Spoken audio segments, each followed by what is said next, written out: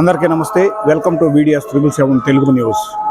రేపు తిరుమలలో నిర్వహించబోవు రథసప్తమి వేడుకలకు విచ్చేయు భక్తుల కోసం తిరుమల తిరుపతి దేవస్థానం వారు సర్వం సన్నద్ధం చేస్తున్నారు.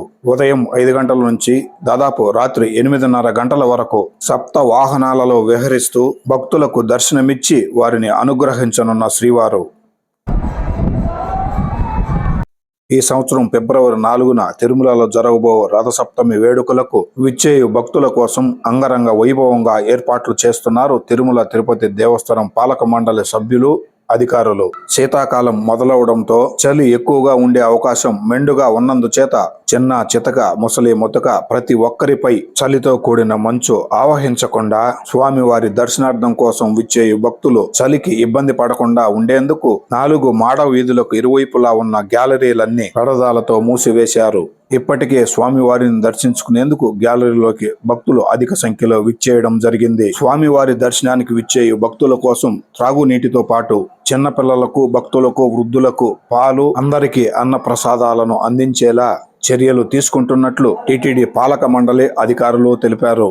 రథసప్తమి నాడు సప్త వాహనాలలో విహరించబోయే శ్రీ మలయప్ప స్వామి వారి దర్శనానికి విచ్చేయు భక్తులకు చేసే ఏర్పాట్లలో ఎటువంటి లోటుపాటులు తలెత్తకుండా చూడాలని chairman BR Naidu, EO Shyamala Rao అధికారులను ఆదేశించినట్లు తెలుస్తోంది. చంటి పిల్లలకు, వయోవృద్ధులకు, భక్తులకు పాలు, మంచినీరు, ఆహారం అందించేందుకు అధిక సంఖ్యలో వాలంటీర్లను కూడా ఏర్పాటు చేయడం జరిగింది. వాలంటీర్లందరూ కూడా ఆయా గ్యాలరీలో ఉన్న భక్తులకు పాలు, మంచినీరు, ఆహారం అందించేందుకు సన్నద్ధంగా ఉంటారు. అన్న ప్రసాదాలను స్వీకరించిన భక్తులు ప్రసాదాన్ని వృధా చేయకుండా స్వీకరించి ఆ కప్పులను ఎక్కడంటే అక్కడ పడవేయకుండా గ్యాలరీలలో ఏర్పాటు చేసిన డస్ట్ బిన్లందు వేయాలని, పరిసరాలను పరిశుభ్రంగా ఉంచుకోవాలని టీటీడీ కోరుకుంటోంది. అయితే పరిశుభ్రంగా ఉంచుకునేందుకు గ్యాలరీలో ఏర్పాటు చేసేందుకు స్టెయిన్లెస్ స్టీల్ డస్ట్ బిన్లను అజ్ఞాత భక్తులు టీటీడీకి అందించినట్లు కూడా తెలుస్తోంది.